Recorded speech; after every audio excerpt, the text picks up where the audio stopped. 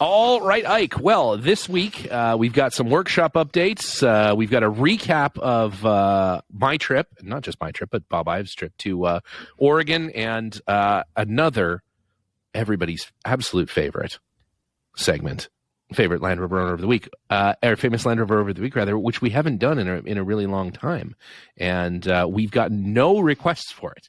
But despite that, we're going to do it anyways. So what's happening up there in the Pangolin workshop since I left there yesterday? What happened today? You were here just yesterday, so today a lot has happened. So a lot of the cleaning up of the things that I broke while I was there. I knocked over quite a bit of things and spilled some liquids and just left we've been waiting on a fuel injection system for 88 Series 3 that we're building, and it's like one of the last things that has to go on that car before it's done and the fenders can go on and so forth. And so when I ordered it, I asked Holly, I was like, this thing is in stock, right? And you're going to send it out immediately. And they were like, oh yeah, no problem. It should be there in 3 to 5 days or whatever. Yeah. So we received like the fuel pump today, and I called them, and it wasn't in the box. And I called them, and they were like, oh yeah, it's going to be 6 more weeks on that. And so that was definitely a setback on that project. and then I was like, oh, maybe there's one on eBay that I can buy, that's new and ready to send out. I'll just cancel my order because I need it. I need to get that done. And so I looked on eBay, and there was one listed. Right. So I messaged the guy, and it's listed as new. And I messaged him, and I was like, just want to make sure this is actually new, and then it's sealed in its original container and not missing any pieces, because it says new on the list. It says new. Yeah. And he says, "Oh well, I only used it a few times." Oh right, yeah, only on my car a few times. What does that mean exactly? It's like full of old gas and like. Oh yeah. It was also like full retail. Yeah. Oh, naturally. So needless to say, I'm still 6 weeks behind on that project, which is not ideal. But making up for that, I did a lot on an 80-inch today. It's an early military 80-inch, and we have a rebuilt 1.6 going into that car. So getting all the clutch set up on that, realized that the incorrect flywheel had been installed by a previous owner. So glad I caught that. Had a spread bore 2-liter flywheel attached to it. So got a 1.6 flywheel, got that surfaced and balanced. So tomorrow that engine should go in the car. And in the meantime, we got one of our stainless steel 80-inch fuel tanks and built that up with the sending unit, draw tube, etc. Got the frame prepped to put that in. So tank should go in tomorrow, engine should go in tomorrow, and the seat box, I'm repairing all of those tiny little captive, cage nuts on the seat box. There's like 8 or 10 of them that need to be repaired or replaced. So a lot of work to get those all cleaned up and spot welded back in, and and they're Whitworth. They're like a square Whitworth nut. It's like quarter BSF. So tedious, but that's almost done. So if all goes smoothly, should be driving not tomorrow but the following day, and we can rally it around. So I'm excited about that. You have to shoot some of that, and we'll throw that up on the old Instagram. We'll make a reel. Our whole lives now are dedicated to making reels for Instagram. It's like the Truman Show of the Land Rover shop. It really is. Yeah, it's the same hell waking up every day for reels all day long. Yeah, it's been a relatively uneventful day here today, as a lot of stuff has been on hold as I've been away up in Oregon. But as I left, my new floor Zamboni got delivered, and I am Zamboni. I'm so excited to be able to Zambo the floor in here. It is not, unfortunately, the ride-on model. I don't have enough space to store the ride-on model, so it is the push-behind model. But this weekend, I am going to take all the cars out and give the floor a real good Zamboniing, and then we'll see. We'll see what happens. I'm picturing Zamboni drivers have been in the news recently. Have you seen this? I haven't. Yeah, the Zamboni driver for the Red Wings, who apparently has been the Zamboni driver for like 40 years. Al Sabatka. I'm probably pronouncing his name incorrectly, but he was recently fired, and it's like a big, controversy. What was it for cause? What was the problem? Might have had his dick out peeing in the drain. Yeah. I see. During Zamboniing? Not during a game. But, I see. But I think like between Zamboniing. He just he couldn't run to the bathroom. He's just like, there's a drain here. Yes. This is Zamboni. I mean, it just felt right. Yes. Apparently it was not, though. So apparently that's not okay if you're the Red Wings. And, even in Detroit, though? Yeah. I feel like you'd get a special pass. I don't know. I mean, that's like the official wave. I was going to say, if so, he has to be the first person to ever be fired in Detroit for peeing in an undesignated area. I'm just saying, especially at Red Wing Stadium, you got to think that's happening basically everywhere around the perimeter of that building. Basically, unemployment is really high in Detroit right now. I guess the reason. Yeah. Wow. At any rate, wow. Okay. All right. So, that's too bad. Don't take any video if that's how you're going to operate it. I don't intend on urinating anywhere near my new Zamboni, but I don't know. I suppose if inspiration strikes, you never know. But I will. This is for cleaning the shop floor. Is that? It's for cleaning the shop floor. I have a sealed resin floor, epoxied floor, and it becomes so incredibly slippery when there is any amount of oil on it. And I did a fairly epic wipeout a couple months ago, so much so that like every limb went in a different direction. I knocked over a can of Freon and it broke the top off and shot it across the workshop like a little torpedo. And it was just a mess. There was a little bit of coolant. I was working on the stage one, and there was a little bit of coolant on the floor, and I used the engine ice, which is is somehow slipperier than water. I don't know how they've made it slipperier. The wetting agent, I imagine, makes it slipperier, but it is like a sheet of wet glass in here when there's anything on the floor, and there is always something on the floor. So my goal is to try to get a significant pour water via Zamboni on the floor. And then, exactly. It's going to wet, and then apparently it's going to scrub around, and then it's going to squeegee, and then it's going to suck that squeegee. That is the operation that this machine, the Zamboni, takes on, exactly like a nice Zamboni, but just for your floor. So I imagine it will polish it to a mirror-like surface that will make it impossible to get any traction on the coefficient of friction is zero. It will be zero. We'll just be able to take the Land Rovers and push them out. There will be no friction against the floor.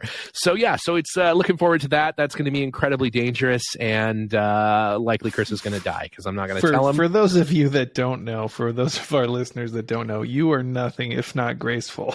It's true. It's true. It's true. I like a swan. We'll get to that in the Oregon recap here. Yeah, that's right. Speaking of the Oregon recap, so I spent some time along with our very good friend Bob Ives and Dan, his son Ives, up in beautiful Eugene, Oregon, Springfield, Oregon, technically, with Ike and Jenna and Linus and the crew up there at Pangolin 4x4. Finally got an opportunity to meet Jason and Ryan and the gang. You know what, though? I realize I got skunked on meeting Kevin. I did not actually manage. We were never in the same place at the same time, which leads me to believe there is no Kevin. There is, in fact, a Kevin. He is just in demand. And so... I've heard that about him. Yeah, I've heard that about Kevin. You've heard the story, right? I have. Yeah, I know. It's a legend. In demand. He's legendary story. Yeah, he's anyway. So we had all kinds of activities planned over the weekend. Starting off with, of course, a meetup with Bob and Dan Ives, who are in from the UK. Came over for a little visit. Well, came over for Overland Expo and diverted through Springfield in order to hang out for a little bit, which was pretty fun. And you guys put together a legendary, patented Pangolin 4x4 trail day. Yeah, we hit the trail, and one of my favorite local trails, which is the Noonday Wagon Road, and it's just about 45 minutes away, and climbs up into the hills in the Bohemia Mining District, and we probably 3,000 feet of elevation gain. So it got cooler and cooler and cooler until we ran into a lot of snow, super deep. A lot of snow, yeah. An impassable amount of snow. It would say we were thwarted by some snow. And we what vehicles did we bring, Ike? No, it was a succession of 2 Discovery 4s and a Freelander. That we took up there. As Ike just has an unlimited amount of those. That's true. Yeah, it's true. No, it was the Dormobile and like 4 Series 2s, 3 Series 2s. 2s and 2As, yeah. We had a 2s, 1966 Dormobile, so that's a truck that I use a lot for traveling and whatnot. And we took that, and Bob rode in that most of the time. And he's nothing if not an excellent driver and instructor. And he definitely has some instruction habits. He's trying to give you advice, which is, and then he catches himself, and he's like, sorry about that, but I think we really can all use a bit of Bob Ives advice, quite frankly. Yeah, great. No, it was great. It's not every day you can have a Camel Trophy winner giving you driving advice, so that was wonderful.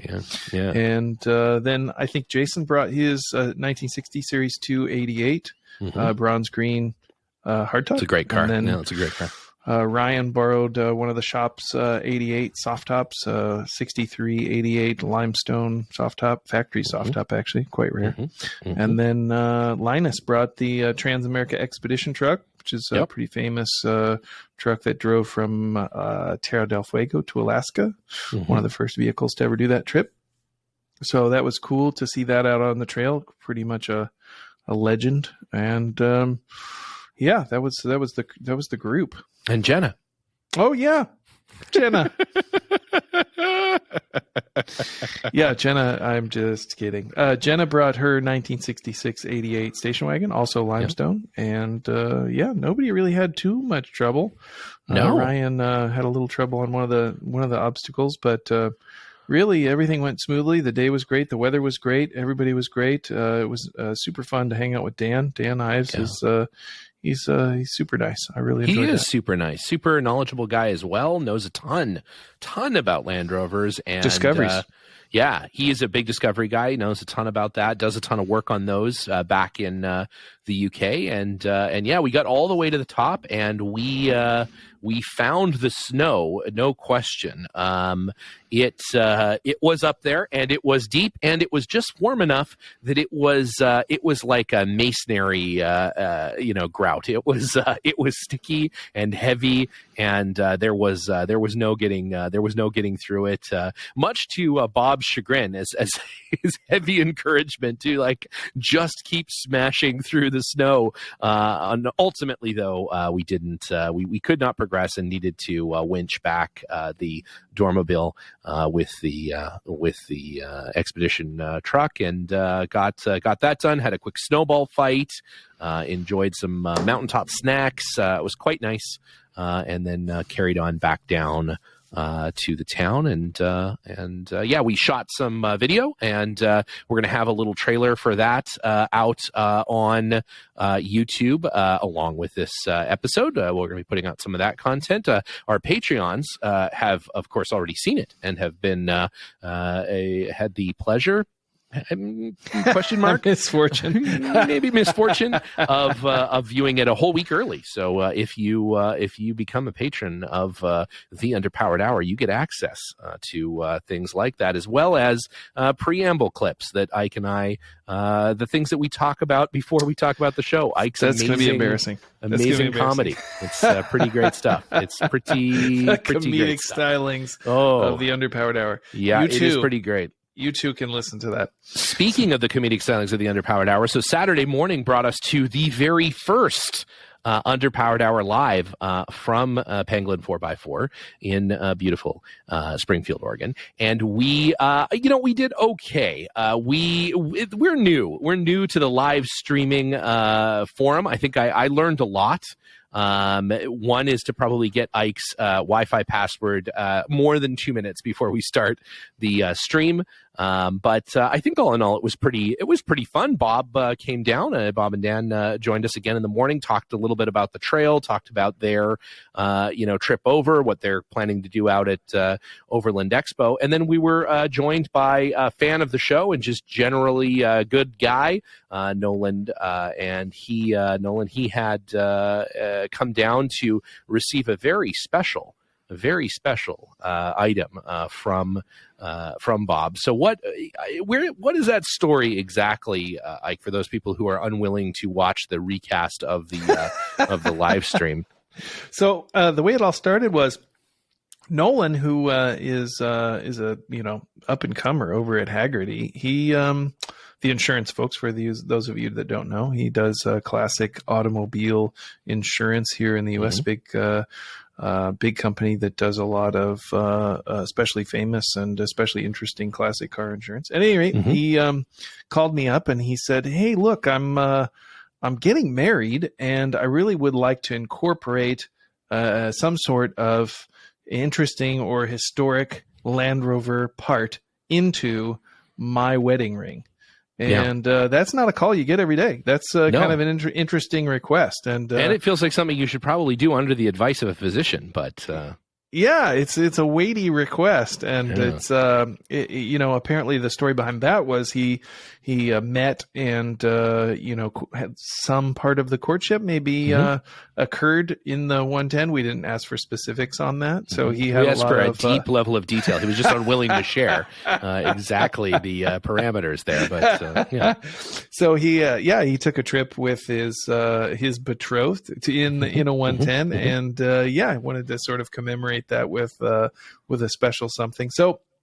So we came up with the idea that we would basically use a part off of your car, which is a historic Camel Trophy veteran vehicle, and it's been on a number of the Camel Trophies. And so we presented, actually Bob Ives, winner of the Camel Trophy, presented Nolan with a lug nut from your car, and that will be incorporated into his wedding ring and something he can enjoy and be sentimental about for years to come. Yeah, I stole a lug nut off of one of the cars on the trail the day before to replace that lug nut. I'm not going to tell anybody which one or where, but no problem. But yeah, hey, if you want the Underpowered Hour's help crafting a special marriage proposal situation, I'm done giving out parts from the Camel Trophy truck. So just FYI on that. But if you want Ike and I, willingly, yeah. If you want Ike and I to show up and propose to your significant other for you, no problem. We're happy to do it. We could be ordained by whatever internet church you want. We could marry you. No problem. Any of these services are available. Bat mitzvahs, whatever, a bris. We can do anything. We're it's available in our store. Yeah, you can get it in our store. Just click on that. Just check out and so it's great. So no, it was great to have Nolan down, and we had Jenna on talk a little bit about training for the Rebelle and getting prepped for that, and then of course, I think the show stopping and starting moment was Linus's banjo performance. And it sounds like I'm joking when I say that out loud, but in fact, it really did happen. Linus is a pretty good banjo player. He's a very good banjo player, and so we were fortunate enough to have him play the introduction and the credits, if you will, of the Instagram live that we did. But if you're interested in hearing some the banjo stylings of Linus Tremaine, you definitely need to check out our Instagram live repost, which we will do soon on the YouTube. Yeah, that'll be up along on YouTube along with everything else coming up this week. So tune into that. You can fast forward through the show and just use the Linus banjo performance if you'd like. We don't take any offense to that. And speaking of Jenna and the Rebelle Rally, they got some encouraging news today. It sounds like they're gonna get a spot. It sounds like they're going to get the berth into this year's race, so we will be covering that heavily coming up through the event starting in October. But we're certainly going to be doing some training with them. We'll be going over the prep for the Defender, so lots of content coming up around that. So if you've ever thought about doing the Rebel Rally or any rally in general, there are plenty around the country for all kinds of not all as difficult as paper navigating around the desert. There are just some regular rallies where you can use a GPS and things too. But yeah, I encourage people to get out there, and we're certainly going to be covering that heavily over in the months leading up to that. And then on Saturday in the afternoon, we went out to your secret rural property / body dumping ground and started to make a piece of content that I have been very passionate about for many years. Steve's really excited about this. This came out of the idea that the most useful thing to bring on any trip is, in fact, a tarp. Yeah. So we have put together a number of tip-top tarp tips for you to be inspired to use on your next trip. And I'm excited about these. Oh, it's going to be great. So over the course of the next month or so, couple months, we're going to be releasing those as reels on Instagram. So make sure you are a subscriber to our Instagram and you take a look. Maybe every few months I may collect them together and stick them on YouTube as a supercut, a Tip Top Tarp supercut. You know, I just feel like this is some of the best work that I've done. I think Game of Thrones, like here, Tip Top Tarp Tips comes in right on top. I think that it Tip really Top is tips. it's fun to say, and they're even more fun to watch. So make sure that you tune in to the Underpowered Hour Instagram for the Tip Top Tarp tips. And some of those Tip Top Tarp props, I think we'll be auctioning off, maybe for charity. But I don't. Maybe the charity would. I feel like the charities would then have to pay people to take these. So then maybe that's a diminishing return. But we'll have them in the Underpowered Hour Museum at Pangolin 4x4. So feel free to head on over there and look at all of the different Tip Top Tarp props as they're revealed.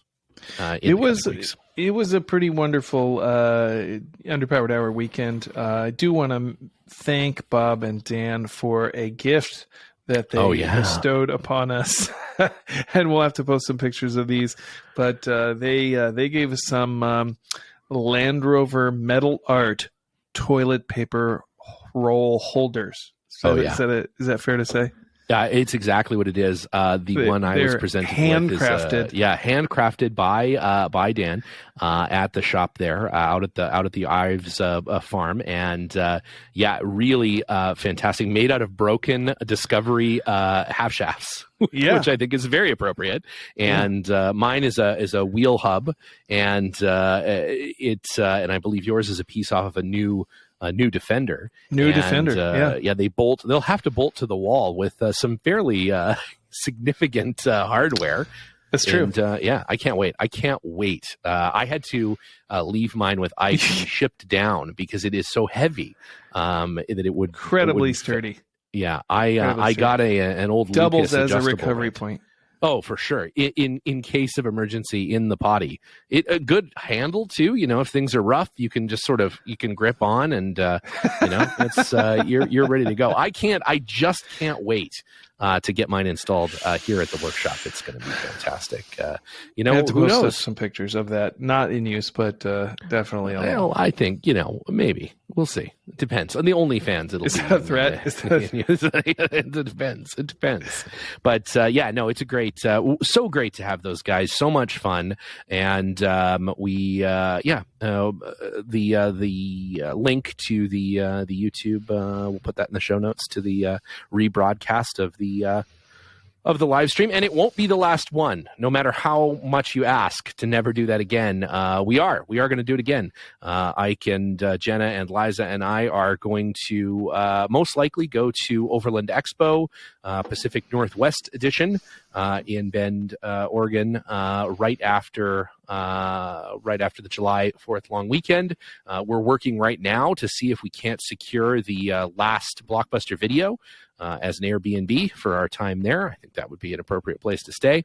And yeah, we're going to be there. So if you're there, look out for us, and we may do another live stream in and around that time. So maybe we'll figure out how to do it properly. Probably not, but maybe. Well, I think it'll be great. It was great this time. It'll be great next time. Yeah. I don't know if we can get Linus to haul his banjo all the way to Bend, but we'll see. Maybe. I think we can manage it. Yeah. So in conclusion today's episode, as I said off the top of the show, everybody's favorite segment, Famous Land Rover Owner of the Week. This week's Famous Land Rover Owner is no one other than stunt driver, I would say television star, and frequently clad in a white jumpsuit and race helmet, the Stig himself, Ben Colins. Who was the Stig on Top Gear for a very long time, was a stunt, is currently a stunt driver, and has driven for almost all of the Bond movies of recent memory. I think he started with like the Pierce Brosnan ones or something. He's been doing that for a long time. Professional racing driver, and many other things. But most notably, as it concerns us, is a Land Rover Defender Wolf, a Wolf 90 owner, which is pretty cool. I'm a big fan. I'm a big fan of the Wolf. A lot of people, they look sort of like the regular Defender, but they are a significantly modified version of the Defender. They have a different kind of reinforced chassis. They have all of this sort of carbon reinforced strappings and things underneath. Of course, the intake is very different. That famous Wolf intake, the spare tire mounted to the side of the car, sort of inclusive of the soft top. And yeah, they're a neat car. Super cool. Very cool. And they're you start to get them in Canada now, which means they're not far off from being brought into the United States. But they'll be here before long. Yeah. But I think the prices are going to increase on those cars. They've got a little bit more modern drivetrain, a little bit easier to live with those cars. Kind of well appointed. I think they'll be really popular, especially since I think there's a lot of left-hand drive ones that were used for NATO exercises. So I can see those being super popular. Yeah, well, and they've got a stiffer built shock and a better spring, and they're maintained, by the military. The military cars are often in pretty good shape when they leave military service. Whether they're maintained after that is somewhat of a question, I suppose. But yeah, Ben Colins has a Defender 90. He's very fond of it. I actually heard that he may have purchased a new Defender as well. A lot of people who are classic Defender owners in the UK are buying the new Defender and are really liking it. Bob Ives has the new Defender, really likes it, talks about it all the time. There's Jeremy Hart, our good friend Jeremy Hart. He has, and he purchased his new Defender because of Bob. Bob said it was such a good car that Jeremy went out and got one, and I believe Ben Collins has one of the. I don't know if he has the James Bond like murdered out version, or just a regular one, but he is he's a fan. He's a fan of the whole of the brand, and of the new cars and the old cars. Yeah, I'm continually impressed by the number of people that really like the new Defender. I got to drive it at the unveiling, and I haven't really driven one since then. But people are awful fond of it. But I'm still holding out for I guess another Series 1. I'm going to buy another Series 1 before I buy a new Defender. You think so? How many Series 1s before you finally get to buying a new Defender? All of them. All of the Series 1s, yeah. Well, I don't know.